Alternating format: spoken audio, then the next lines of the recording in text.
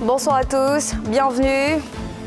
La Côte d'Ivoire à nouveau en état d'urgence sanitaire. Le Conseil national de sécurité durcit le ton pour limiter l'expansion de la maladie à coronavirus. Toutes les nouvelles mesures dans ce journal.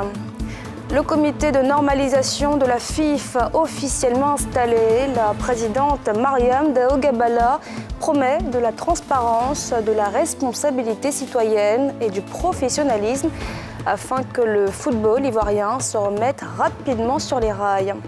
Et puis un hommage national sera rendu lundi 25 janvier aux 4 soldats morts en opération au Mali. C'était il y a une semaine.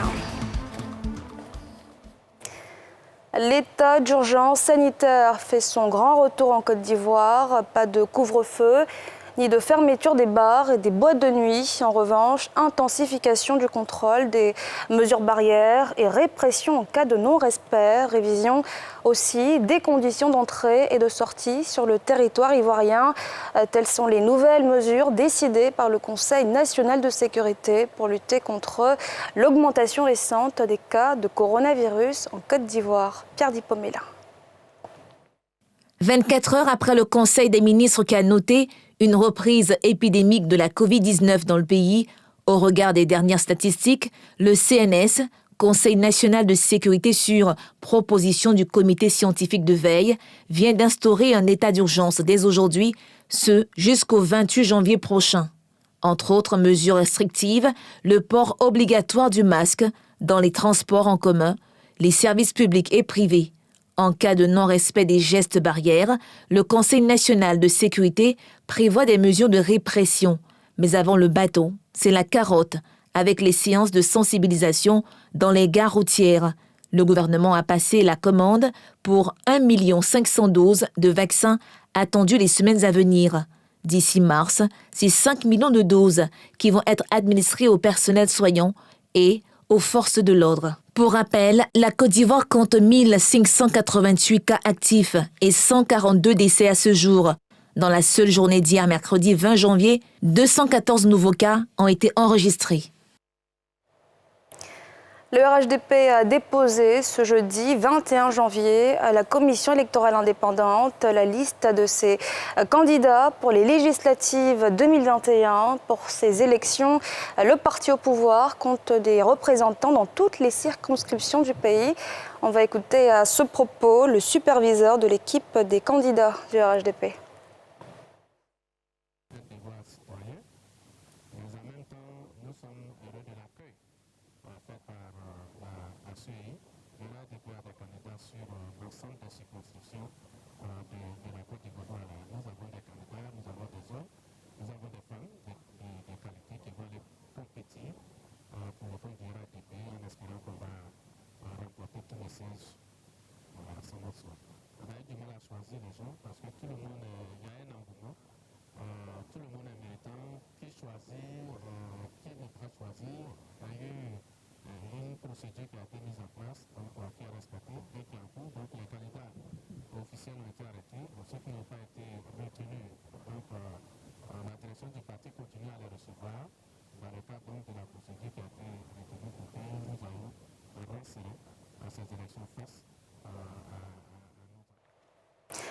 Le comité de normalisation de la Fédération ivoirienne de football, mis en place par la FIFA, s'est officiellement installé ce jeudi. La présidente Mariam Dao Gabala promet de la transparence, de la responsabilité citoyenne et du professionnalisme afin de remettre rapidement sur les rails le football ivoirien. Salif Yadekwe, Fulgence Kissiedou. Nous sommes au siège de la Fédération ivoirienne de football ce jeudi. Il est exactement 14h55 quand arrive sur les lieux la présidente du comité de normalisation de cette fêtière du football, Mariam Dao Gabala, pour son installation officielle en présence du représentant du ministre des Sports, du directeur exécutif de la FIF et d'autres acteurs du sport roi. Tous sont conscients de l'enjeu et disposés à aider ce comité. Je voulais réitérer la position du ministère des Sports qui vise à accompagner un processus qui s'impose à nous. Et l'accompagner pour une réussite totale de la mission qui vous est confiée. Parce que si nous avions tous beaucoup d'appréhension quand la nouvelle est tombée, le casting qui a été fait, le choix des personnes nous a fortement confortés et nous laisse espérer beaucoup de ce qui va être fait. Qu'ils sont les bienvenus et qu'ils trouveront auprès de nous les éléments nécessaires pour la réussite de leur mission telle que voulue par M. le ministre, telle que voulue par la FIFA, telle que voulue par le gouvernement. Pour sa part, la nouvelle locataire de la Maison de Verre appelle au rassemblement dans l'intérêt du football ivoirien. L'enjeu est tellement important que je vous demande, et je demande au monde sportif, rassemblons-nous autour de la maison foot pour que très tôt, les choses reviennent à la normalité. Que très tôt, les choses reviennent à la normalité. Dès la semaine prochaine, avec le directeur exécutif, nous allons commencer déjà à rencontrer toutes les parties prenantes. Nous devons les écouter, nous devons observer, et puis nous allons ensuite travailler pour remettre ces choses à flot.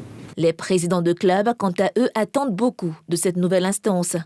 Et j'espère qu'avec le comité de normalisation, toutes les choses seront vraiment en bonne voie et vite fait, nous allons passer aux choses sérieuses et puis pour que cette normalisation-là ne tue pas. Quand on parle de rassemblement, on parle du drapeau ivoirien, on parle de l'hymne national. Mais il faut que nous nous mettions d'accord sur nos désaccords, les présidents de club. Parce qu'aujourd'hui, nos enfants souffrent, ils ont besoin de jouer au football. Le comité de normalisation a été mis en place le 24 décembre dernier, suite aux dissensions entre les acteurs du football dans le processus électoral pour la présidence de la FIFA. L'annexe fiscale 2021 a fait beaucoup jaser ces derniers jours pour mieux faire comprendre aux populations ce document dans lequel sont consignés plusieurs projets de réforme. Pour une nouvelle année, un laboratoire d'études a initié une causerie publique ce jeudi. Nadja Eja, Tanguy Conan. En ce début d'année budgétaire, quoi de mieux que d'informer les populations sur ces questions essentielles au développement d'un pays? C'est autour du thème « L'annexe fiscale dans tous ses États » que s'est déroulé cet échange interactif entre le grand public et des experts de la fiscalité de l'Université Félix Houphouët-Boigny de Cocody. Une initiative pour corriger le manque de communication autour de la question de finances publiques envers le citoyen. Notamment l'annexe fiscale qui est le document qui accompagne, le premier document qui accompagne le projet de loi de finances, n'est pas toujours la volonté du peuple. Or, le peuple s'exprime par ses représentants au Parlement. Est-ce que les parlementaires, quand on leur a dit qu'on va augmenter telle ou telle taxe, est-ce qu'on leur a demandé? On leur a dit et ils sont allés vers les citoyens pour demander. Donc, il n'y a pas d'échange d'informations.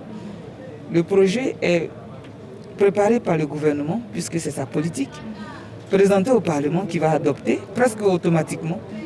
Et puis, quand il est mis en exécution, promulgué, vous et moi, on découvre. Et quand on découvre, on dit, mais dis donc, on est surpris. Donc voilà un peu le manque d'informations.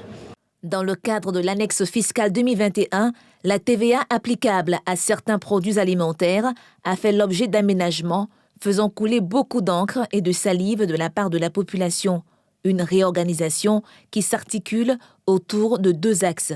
À l'analyse du texte, nous voyons la recherche d'une conformité de l'administration fiscale ivoirienne avec les dispositions communautaires, c'est-à-dire les dispositions dans le cadre de l'Union économique et monétaire ouest-africaine. Dans le dispositif communautaire, il y a d'abord une liste de produits qui doivent être exonérés.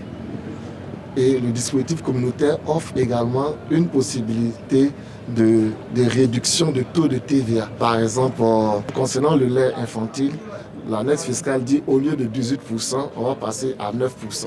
Cette causerie publique est la première organisée par le Laboratoire d'études et de recherche du droit public des affaires et fiscalité ouverte depuis peu. Dans l'ensemble, les communications ont porté entre autres sur des thématiques comme l'harmonisation fiscale communautaire et les lois de finances. La Côte d'Ivoire poursuit son ambition de l'autosuffisance en riz d'ici 2023. Le ministère de la Promotion de la Riziculture et la BIDC ont signé une convention de partenariat afin de mobiliser des fonds pour le financement de projets d'opérateurs ivoiriens dans la filière riz. Tim Danger. 9 millions de tonnes de riz blanchi d'un coût de 2 milliards 600 millions de francs CFA. C'est la quantité de riz importée par le pays de la sous-région ouest-africaine l'an dernier. Cette manne importante est un manque à gagner pour les économies sous-régionales. Des stratégies sont alors mises en œuvre pour aboutir à l'autosuffisance en riz. La Côte d'Ivoire est engagée dans cette politique. Pour y arriver, le ministre de la Promotion de la Riziculture mobilise les partenaires financiers aussi bien au niveau national que sous-régional. Sur le site vient s'ajouter la Banque d'investissement et de développement de la CEDEAO, signataire d'un protocole d'accord portant mobilisation de fonds pour les riziculteurs ivoiriens. La stratégie fait qu'avant d'ablamer un hectare, il faut s'assurer que tout ce qu'il faut au niveau de toute la chaîne de valeur est sur place pour que rien ne bloque. Et nous pensons qu'avec vous, qu'avec la BIDC, nous avons trouvé la banque qui va nous accompagner à mettre réellement en œuvre la stratégie de développement de la riziculture en Côte d'Ivoire. La convention de partenariat, fruit du lobbying et du plaidoyer du ministre Gaoussou Touré, réjouit les porteurs de fonds de la CEDEAO. Aujourd'hui, avoir la clairvoyance de monter un ministère pour la promotion du riz, je crois que c'est la bonne direction. Et la richesse et les discussions techniques qui se sont passées aujourd'hui entre la délégation du ministère, entre les chefs de poule et les équipes de la BIDC nous motivent davantage pour accompagner le gouvernement ivoirien dans sa conquête pour l'autosuffisance alimentaire sur le riz. Notons que la convention qui lie les deux parties porte sur le financement de l'irrigation et de l'aménagement des parcelles rizicoles, la mécanisation totale des services d'exploitation des parcelles, le financement de l'achat de semences certifiées à haut rendement et surtout le financement des usines de transformation du riz paddy, des silos et des magasins de stockage. Autant d'objectifs de la Stratégie nationale de développement de la riziculture CNDR 2020-2030, appelée à faire de la Côte d'Ivoire l'un des plus grands producteurs et exportateurs de riz d'ici 2030. Elles sont plusieurs femmes accompagnées de leurs enfants à vivre dans des conditions très précaires dans le quartier de Cocody-Angré, les Arcades, abandonnées par un mari, perte d'un parent, manque de moyens. Elles ont trouvé refuge dans un immeuble en chantier qui, loin de représenter un abri, est une véritable source de danger. Nadja Eja, Eric Kimou. Cocody-Angré, les Arcades, un quartier chic où il fait bon vivre a priori et qui attire de plus en plus de nouveaux propriétaires immobiliers. À côté de l'opulence, certaines familles vivent dans une toute autre réalité. Elles qui ont trouvé refuge dans ce bâtiment inachevé.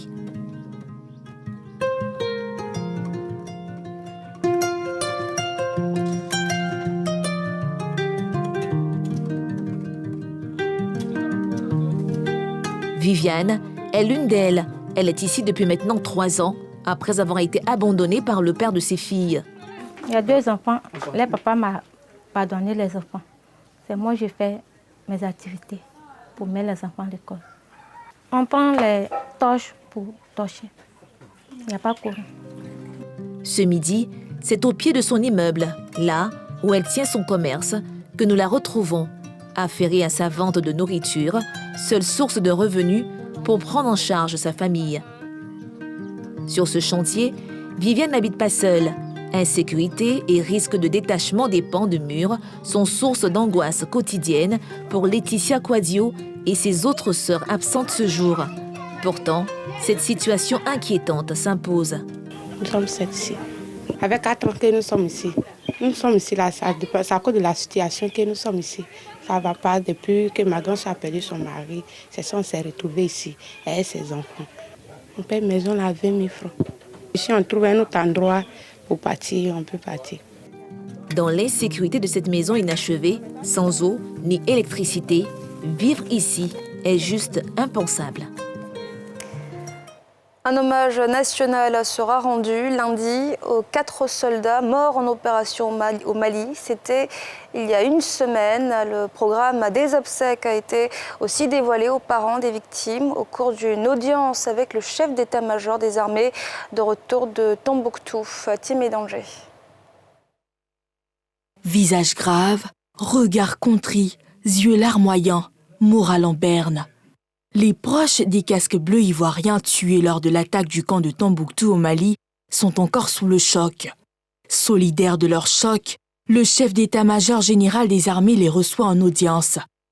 Dans une ambiance lourde, marquée par la tristesse, le général de corps d'armée Lassina Doumbia décline à ses hôtes du jour le programme des obsèques arrêté par la hiérarchie militaire.